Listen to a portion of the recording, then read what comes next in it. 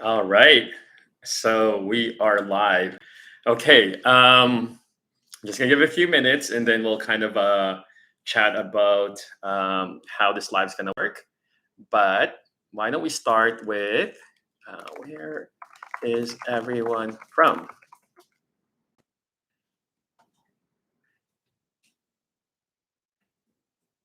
See if you guys can see the chat.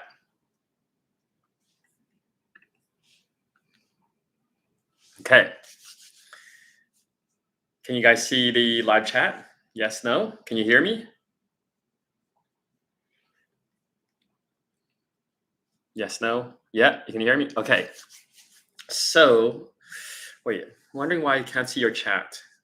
Someone asked me a question right now. I just want to make sure this is working. I haven't done a live in a while here, so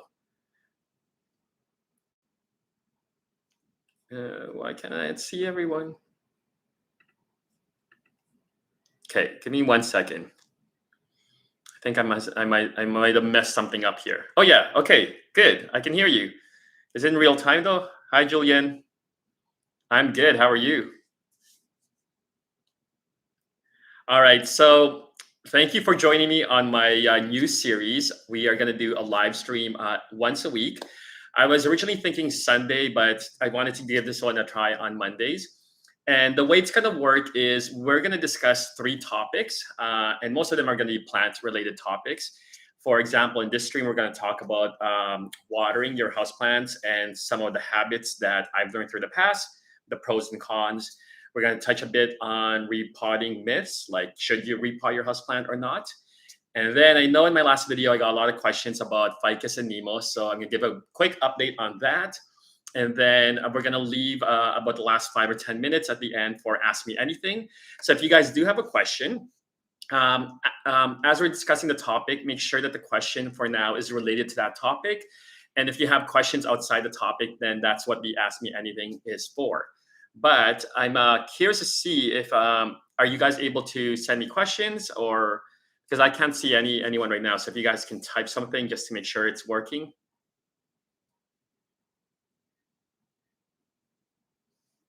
Yeah, no. All right. Yeah, I don't know why it's not working. Give me 1 second here.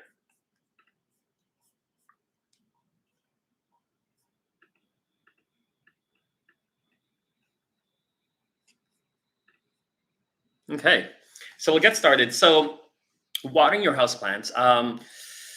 If you guys have seen a lot of my videos, I am notorious for underwatering. And there's a lot of pros and cons with overwatering as well as underwatering.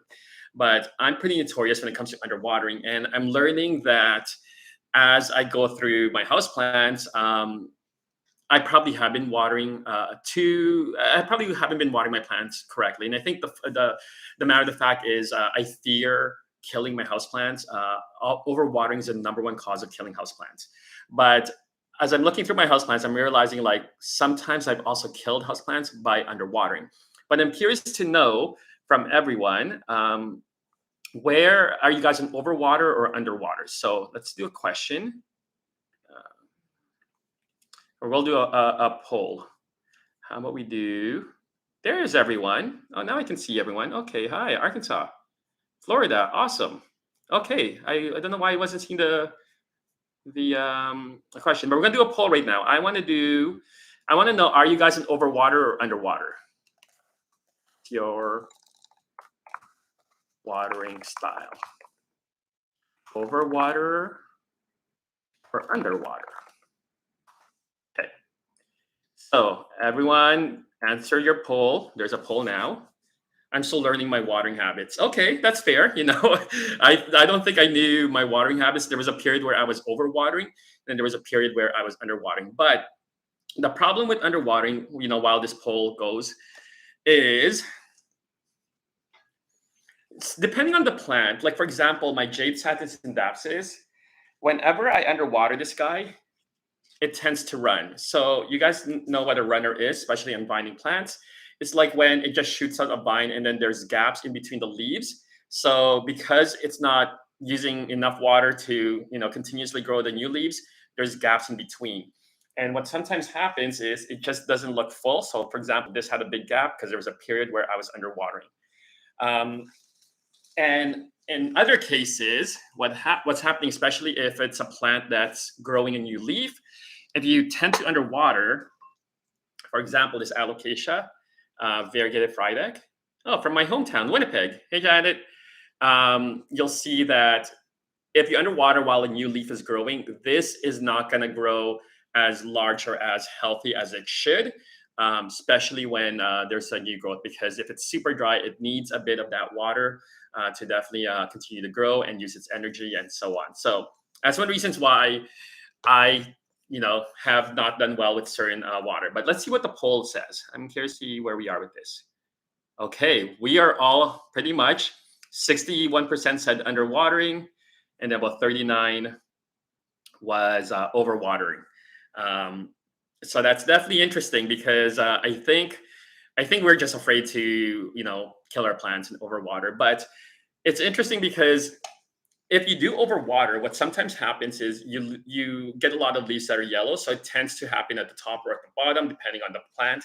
So it ends up dropping a lot of leaves. But if you underwater, it ends up not having leaves that needs to grow and so on. So that's kind of what I learned. And you'll notice in my past videos, I've always said, allow the soil to dry out completely or 100% between watering. And I now kind of take that back because, I think you can adjust your watering style by just knowing what 100% dryness feels like versus like a 75% or an 80%. Um, yeah, so that's kind of what I wanted to share. But if you guys have any questions about watering your houseplants, we can go ahead and ask away. I'm scared of watering because of the small flies. That's actually another common reason why we don't want to overwater. Um, to avoid, I guess, the small flies, or what do we call them? Fungus gnats.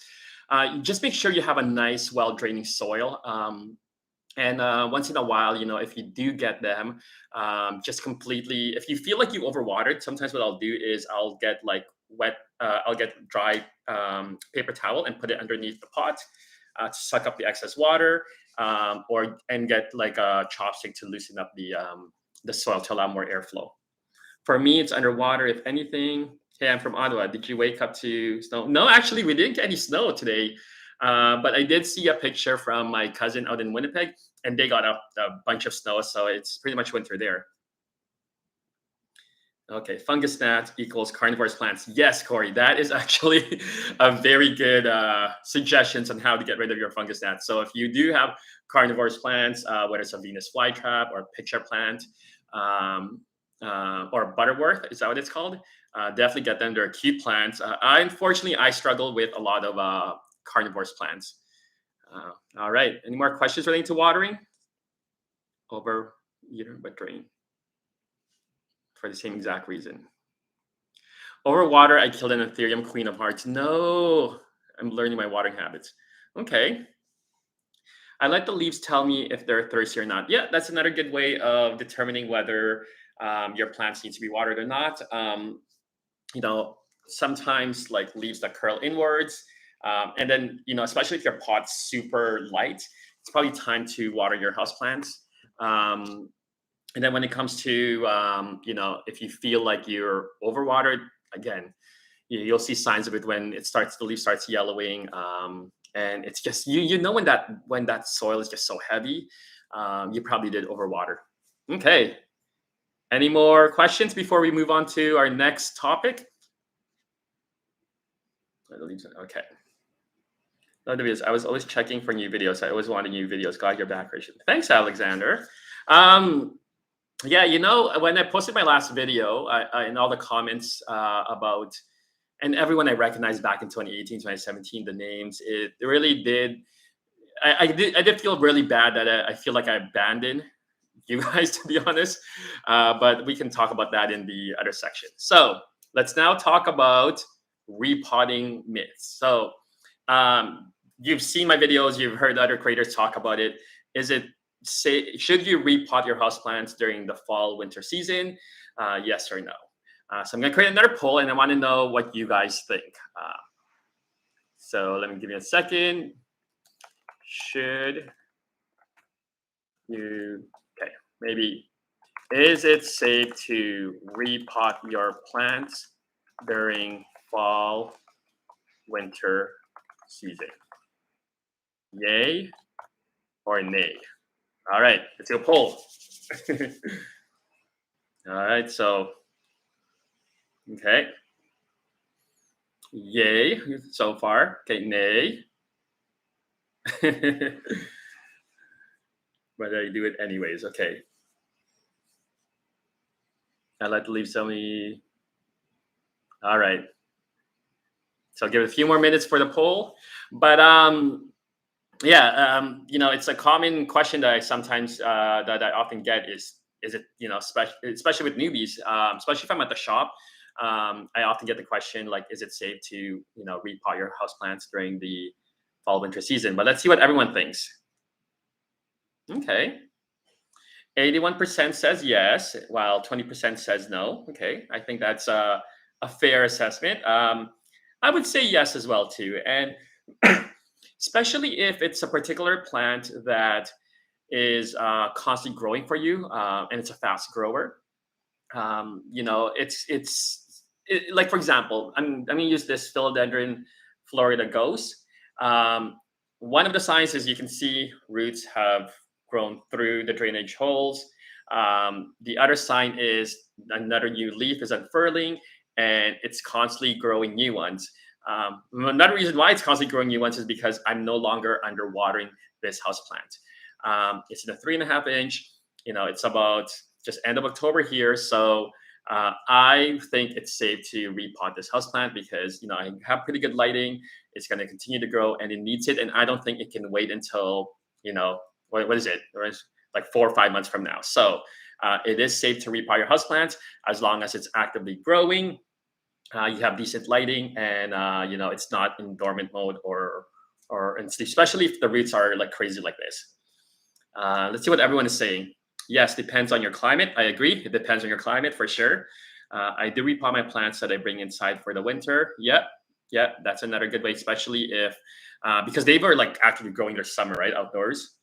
Just don't disturb the roots. Very, very good tips there. Because that's definitely one thing you want to be gentle with, regardless when you're repotting, is to be gentle with the roots. Long time no see, Toronto. Hi, Shirley. Okay, so yeah, so I think it's safe to repot your houseplants during the fall winter season. It really, you can really not do any harm to it. The only plant I probably won't be repotting is, for example, my plumeria. It just tends to go dormant during the winter, so there's no point in repotting it. It can, be fine throughout the rest of the winter. It just like stops growing, so I definitely wouldn't want to repot something like that. I'm actually untangling a string of parts I brought from your shop. Oh, thank you, Kelly. Oh, that's sweet.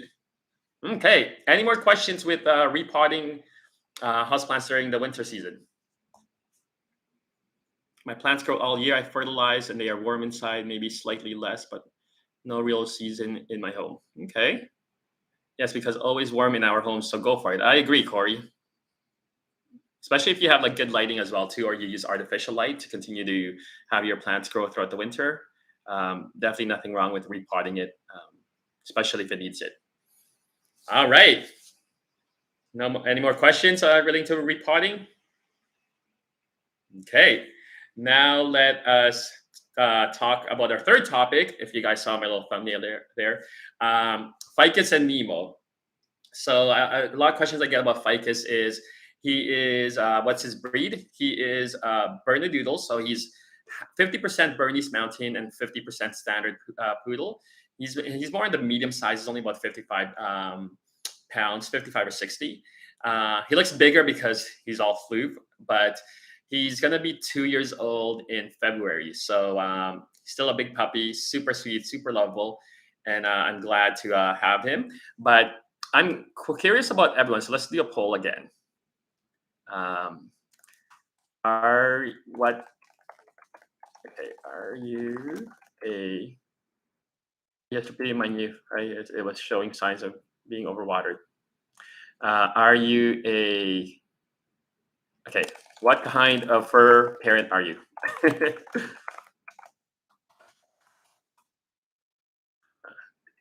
Dog parent, cat parent, both. Um, yeah, so Ficus is almost 2. He has severe anxiety. Like he doesn't like it when people approach him, especially strangers. Especially when we're walking, he just I got to make sure that he has space around. Um, but yeah, he's been great.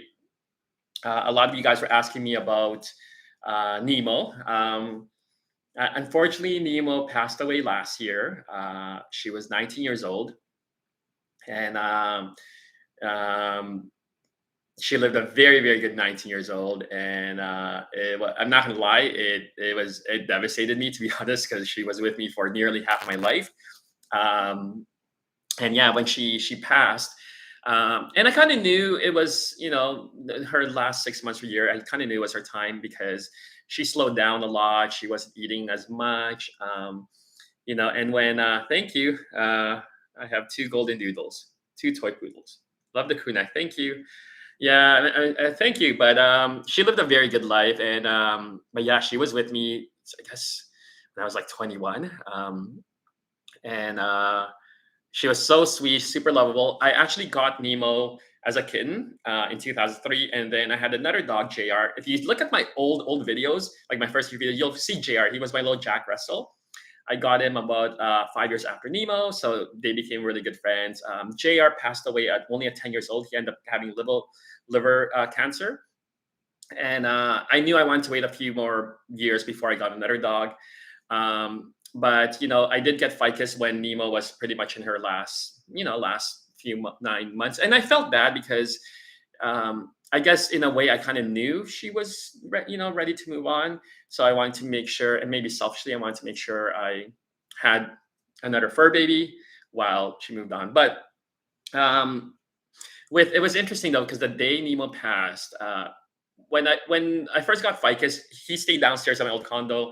Nemo was upstairs, and she would never come down, and she would slowly just peek her head just to see who's there, and she never did come down. But on her last day, when Ficus and I were downstairs in the living room, uh, I noticed Ficus was sitting across from me, and I noticed him looking behind me, and I'm like, "Who are you looking at?" And I turned around and I see Nemo down there. She's just sitting there, looking at Ficus, looking at me, and that's when I knew she was pretty much saying goodbye, and I guess in a way telling Ficus to be like, hey, your turn now to watch over this guy. But anyway, I don't want to get emotional about it. But yeah, so she passed last year. All right. Might have left comfortably knowing you had that. I agree. I think Ken, that's exactly how I see that. Is yeah, I think she left at the time when she knew there was someone else there. But anyway, ah, I'm still missing my first poodle. Yeah, it's tough. Like I want to see where oh everyone what the poll is. Oh, 62% dog, 15% cat, and both 23% both. Yeah, I would love to have both again. Yeah, these furries steal our hearts. They do, Sherry. I mean, like, they they definitely do. They're definitely special. Alrighty. My nugget came over to cuddle and offer comfort while you told your story. But thanks, Rebecca. Okay, cool. Alrighty. Any other questions about Fikes and Evo before we move on to our last subject? No. I'm a dog parent. Shorty, 4.7 pounds. She is, what's a Chorky?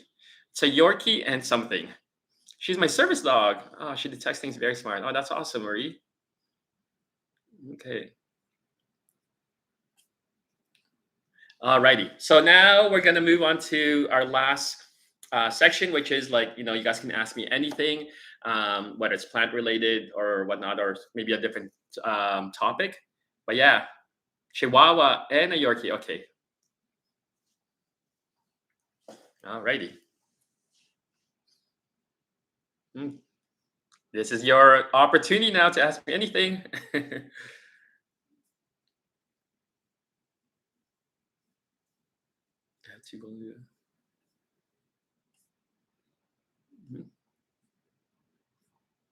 Alrighty. Okay. Um, do you have a Tycon? I do have a Ty constellation. It was my original Thai constellation I got back in like 2017 before the variegated monstera crazy. And I've cut it so far back that it's never grown big because I've always cut and propagate and like share them. But yeah, I still have that original one. I'm curious about trying hydro with either succulent or aeroids.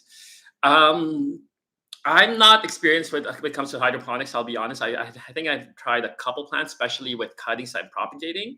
I think if you're gonna experiment, try with obviously propagating plants or just like baby plants, just to see how it does. Have you ever used diatomaceous earth, and what is your experience with it? I've never actually used that, so I don't really have much experience. But maybe someone else in the comment can offer some advice. Do you ship plants from your shop? I do ship just within Canada, but now that we're heading into the winter season, we're gonna probably slow that down or not do it because obviously, temperature is a big factor when it comes to the health of your plants. Uh, I bought a string of hearts that had moss in the soil. Should I remove it so it doesn't retain too much water? I top water and some leaves went yellow. If you can gently remove it, I would. I don't think it's gonna hurt to remove it, especially if you're mindful about retaining too much moisture. Because a string of hearts, that's a plant too that I tend to underwater. So, are you concerned about the building new condos and blocking? I am actually. Whenever I'm walking Ficus, I'm always looking to see around the parking lot if there's like one of those signs of new development because it would be unfortunate for the view to be blocked. And if you do use, how do you use it? I've never used it. You recommend adjusting grow light for winter longer or short times? Yeah. So I use grow lights at the shop, and during the winter months, what I would do with the grow lights, I would actually leave them on as if it was as if it was summertime still. And during the summer, the sun is out longer, so I would actually shut off my lights around like 11 p.m. I would turn them on or like 7 a.m. So if you want to continue to have your plants growing as if it's during the summer, try and mirror the summer environment. That's including lighting and temperature.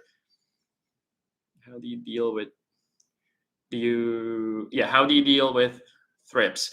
Oof, man, thrips, they're like they are so hard to get rid of. I think the best way is just to have a preventive measure in place already. So that's even if you don't have pests, just constantly spray down your plants with insecticide soap, and just get in the habit of that. If you do end up getting it, I've gone as far as cutting back all the leaves that had it. Especially, it depends how bad it is because a lot of the thrips eggs will lay between the leaves. So you can definitely do that. But what has worked for a lot of people is getting those. They don't sell it here in Canada, which is unfortunate.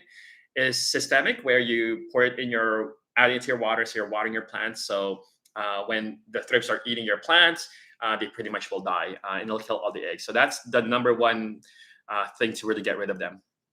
Hi, all the way from Maryland. Hey, Leanne, North Carolina. I live in Germany, and I'm German.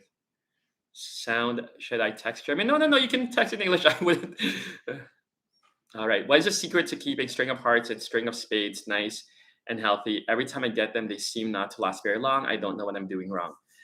I think it depends if you have a small string of hearts or like a big basket one like that. Um, you almost kind of need to, how do I explain it? Because with a baby plant, I find they're more prone to dying. So you just gotta be mindful of making sure that you're not overwatering, especially with a baby string of hearts. But because it's still baby, the soil does dry up pretty quickly. Then you want to make sure you're not underwatering. So it's finding that right balance. I know it's tricky and it's hard sometimes to explain, but if you have really good lighting, you can definitely you should be okay with a small string of hearts. I had a lot of string of hearts video, Mary Hayes, so definitely check that out. Hello from Brampton. Hi, Eva. You're just next door to me. What are your thoughts on soil mites? I would say they're good. They're I've never purposely put soil mites in mine. To be honest, but I've heard good things about it. It eats a lot of like the decay, and it processes a lot of nutrients in there. So It won't do any harm. Is it ever healthy to cut back roots? It depends on the plant and how wild your root system is or how root bound it is. But I've cut roots before, and my plants have done fine. Especially if it's a plant that I don't want to have grow and get so massive, I will cut back the roots just so I can contain them a bit more. Munich, Germany. What is your chunky soil mix recipe?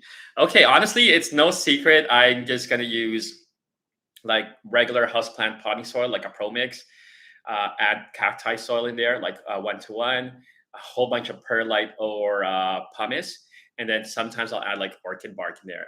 Again, just to make it more airy and not so heavy. But because I tend to underwater, I've actually adjusted my soil mix now to retain a bit more of that moisture. So that's another thing too you can do, especially if you don't want to like change your watering style, is maybe change your soil to retain a bit more of the moisture. Alrighty. Any more questions, guys? We missed you. Thanks, Eva. I miss you guys too. I'm gonna be honest. I miss it, and I was very motivated and very encouraged when I posted my last long form video. Do you know what pest is white and small? Who? We gotta describe it a bit more because thrips can look white and small. They have sometimes tiny wings. Does it have fuzz on it? Is it maybe aphids? Sometimes I can mix the two up. Just bought a Ficus lastica. Want to repot it soon? How long should I wait? Um, Again, it depends if your roots are going out of hand and you don't think it can go through winter without needing to be a repot, then repot. But again, you don't want to repot too big. You want to just repot a size up. So that's definitely something. How are your plants liking your new place? They love it. I'm curious to see how this winter is gonna go because in my old place I only had really like that type of window facing south, but now this is north and this whole wall is east. So I'm curious to see. I don't think I'm gonna need artificial or grow lights during the winter season, but we'll see. So yeah, I'm looking forward to it. Alrighty. Well, guys, thank you so much for joining my very first live stream. We're gonna do this every week, and we're gonna pick 3 topics again, and we're gonna talk about those topics, and then we're gonna do another Ask Me Anything at the end of this live stream. But wow, I really appreciate you guys hopping on here and hanging out with me. So, and for those of you guys joining after the live stream, you're more than welcome to post comments, ask away, and I'll try and respond to them as soon as I can. But yeah, hopefully you guys are doing well, and we'll see you guys soon. Bye. Thanks, Tammy. Tammy's Jungle. All right, I'll see you guys soon.